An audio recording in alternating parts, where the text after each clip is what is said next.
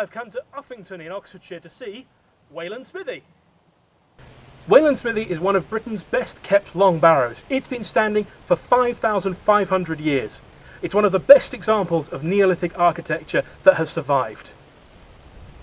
It was partially reconstructed in the Victorian period, reassembling the stones, and before then it was usually known as Wayland Smithy's Cave. This long barrow is named after the Germanic god Wayland, the god of blacksmithing. Supposedly he was kidnapped by an evil king and pushed into service, so in revenge he killed the two kings' sons, built himself a set of golden wings and flew away. When the Saxons came to inhabit this area, they associated this site with that god. Nobody's quite sure why, but perhaps it just reminded them of a blacksmith. Before the Victorian period, this would have looked a little bit different. These big stones would have been buried nearby, they wouldn't have been raised back up into their correct positions, and the entire front would have been slightly caved in. And it wasn't even known as a long barrow, it was known as a cave. So this is the full length of the long barrow. It is very long, hence the name. It's lined with stones. Originally it would have been fully lined with stones, many of them have been lost.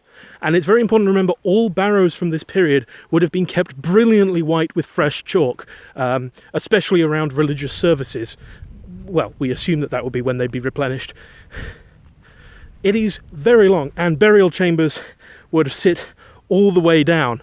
Nowadays those burial chambers are closed, you can't get into them for the preservation of the future archaeological evidence. None of these trees probably would have been here in the Neolithic period, certainly none of these specific trees, but in those days it's very likely that this entire area would have been kept clear and devoid of most tree life. It probably would have been clear into the valleys where the forests would have been.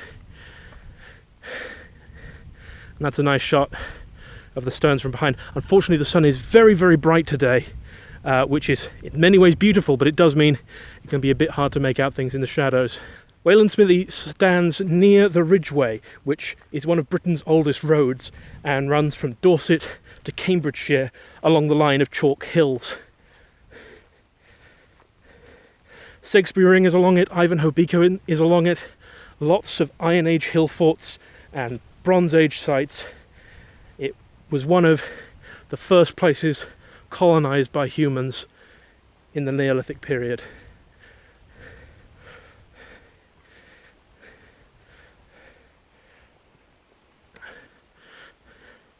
All of these stones are sarsens.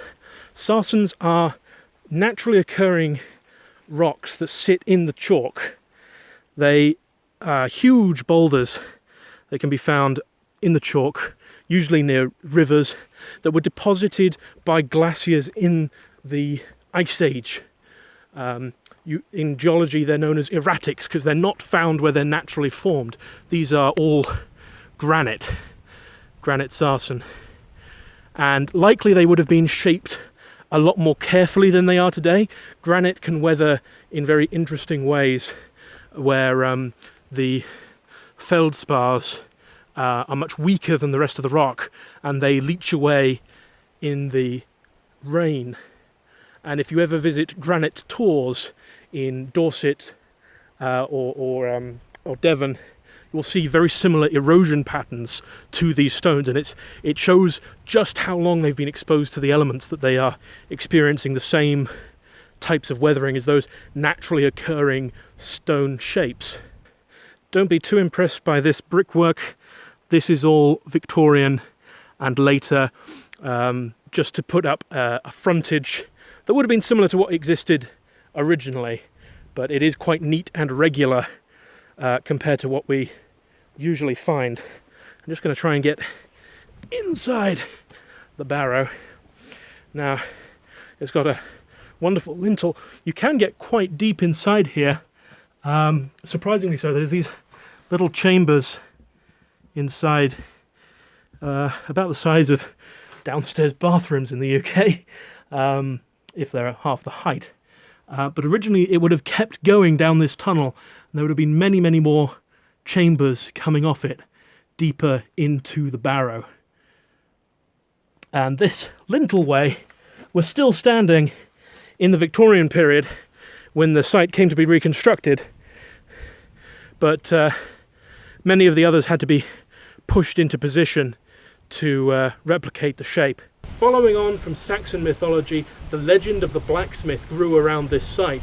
Supposedly, if your horse threw a shoe while you were riding along the ridgeway, you could bring it to Wayland Smithy, put a sixpence up on the stone, leave your horse tied up here overnight, and when you came back, your horse would be freshly shod.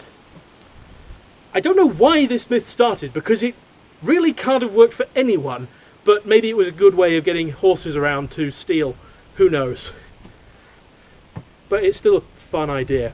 I would put a sixpence here, but A, they haven't been used for for like 50, 60 years now, and B, I don't have a horse, only a car, and I don't really need new tyres at the moment.